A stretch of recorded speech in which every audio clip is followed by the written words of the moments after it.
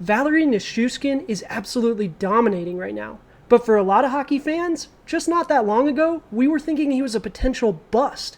What happened? How did he get to this point? Let's find out, shall we? Welcome back, hockey fans. Welcome in if this is your first time to the channel. I'm Josh. This is the Hockey Flow, and today it's Sunday, June 19th, 2022. That's right, no playoff game today. We do have a big Game 3 to get ready for tomorrow, but we are going to take this opportunity to dive deep and preview not only the Avs Lightning game, but we're going to look into one of their players. That's right, Valeri Nichushkin is having an absolutely epic postseason, and I want to take a deeper look on how he had got to this point, and the hockey news, they delivered. So we're going to get to that in just a moment on Today in Hockey, but first, we have a couple of headlines to get to. Then we're going to get into our Game 3 preview and my pick. We're doing okay, and then we'll get into the article deep dive. So stick around for that. If you do enjoy the content, go ahead, take a moment, like the video, go ahead, subscribe to the channel. I really do appreciate it, and we do have a giveaway going on right now as well. Stay tuned to the end for that. But yeah, let's get into it, shall we? All right, headlines first and foremost. So we've got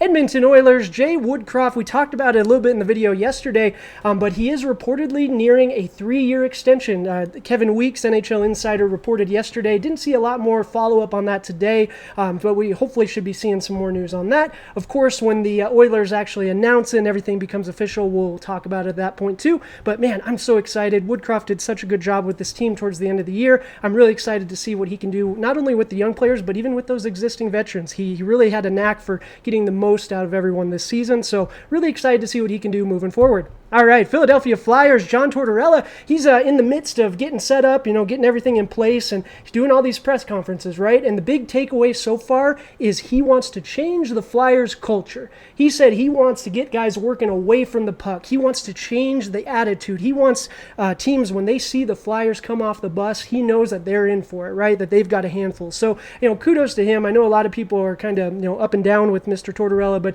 he's an all-time great coach, and I'm sure a lot of those players are very excited to see what he's like firsthand, instead of just hearing what other players have to say. I'm sure it's going to be a positive experience, right? Not everyone's going to love him, of course, but I'm excited to see what he does with the Flyers, and they've got some good pieces in place, but I'm excited to see what they do. But yeah, moving forward, we got Stanley Cup Final, Game 3 preview, Avs Lightning. Man, I'm excited. Now, after Game 2, I have to admit, the Avalanche looks so dominating. 7-0. That's what they beat the Lightning, right? So we've got 4 things to watch. First and foremost, can Tampa bounce back? 7-0. This is the worst game of Vasilevsky's career. Can he bounce back? Can Tampa bounce back? Or are they just too beaten now? I got to be honest, the Avalanche were just so unrelenting in that game too. Makar mentioned earlier in the season they took their foot off the gas a little bit and they learned not to do that. My goodness, I think they learned their lesson. But will Game 3 repeat itself? The first 10 minutes is going to be key. I mean, it's key to every game, but it's going to be especially important for the Lightning. They have to get out to a good start.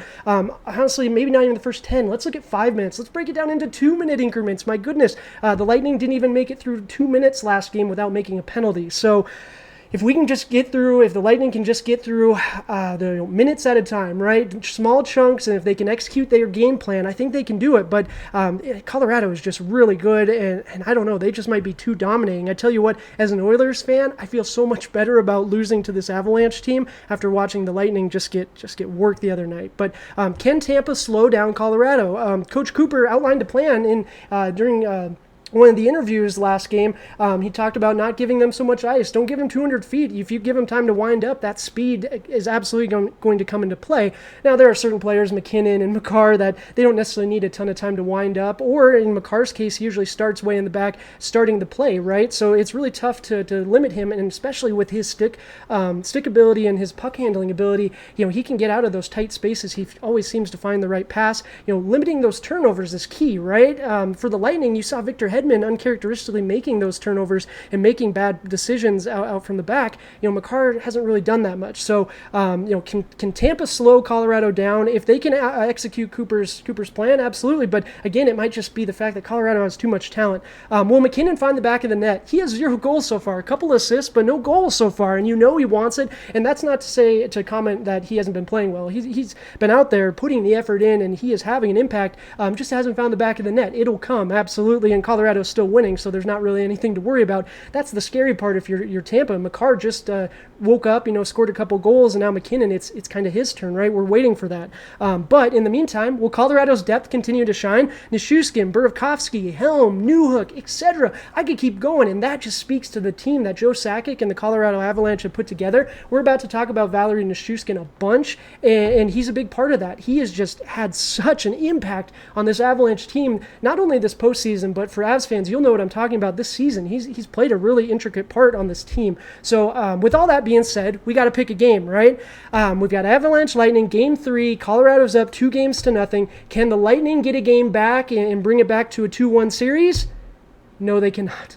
I am picking the Avalanche. The Avalanche have just been too overwhelming. Initially, I was thinking, maybe the Oilers were just a step below, and we just weren't ready for it. And maybe we still probably aren't ready for it, but no, the Avalanche are just that good. I think all things considered, I think they're going to win against the Lightning handedly.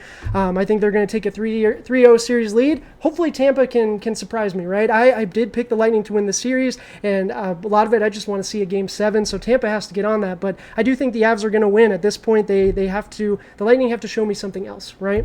All right, article of the day. I'm excited. This is a fun one. From castaway to hero, Valeri Nichushkin has reinvented himself. This one's coming to us today from the Hockey News and the wonderful Steven Ellis.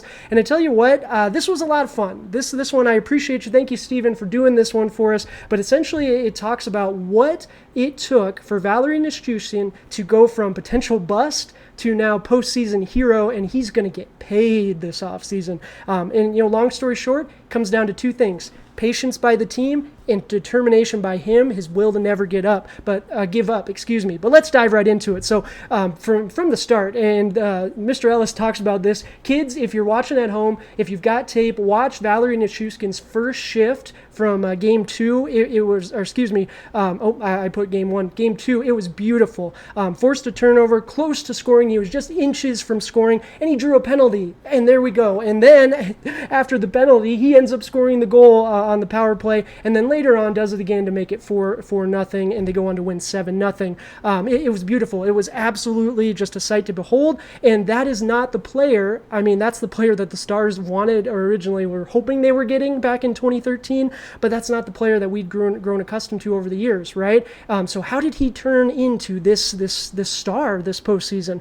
He's evolved into one of the Avs' most important players. 8 goals, 13 points this postseason, 25 goals, 52 points on the regular season. That's in 62 games played. So excellent. Those are great numbers. 25 goals. That's incredible. That's what the Stars dreamed of, that secondary scoring. But it's not about what he's doing now as much as it is about where he came from, right?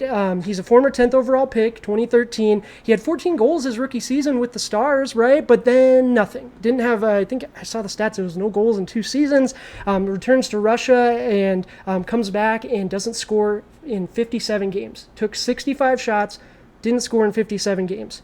The Stars end up buying him out. At that point, they wiped their hands clean. They didn't think it was worth the investment, and the Avs brought him in. Joe Sakic brought him in, and credit to Jared Bednar. Again, we've talked about him and his coaching a lot this postseason, how well that team has played organizationally. But Jared Bednar treated Valeri Nichushkin, and the organization treated him with patience. But Bednar coached him up defensively first. He wanted to mold him into, teach him defensive habits, good defensive habits first. And the offense is going to come. He had the natural talent, right? Like, let's round out his game, make you valuable to the team in other ways, and it paid off. That first season with the Avs, he had 27 points, and he was 8th in the Selke trophy voting, and then the following season, the COVID short season, followed up with 21 points. So he wasn't...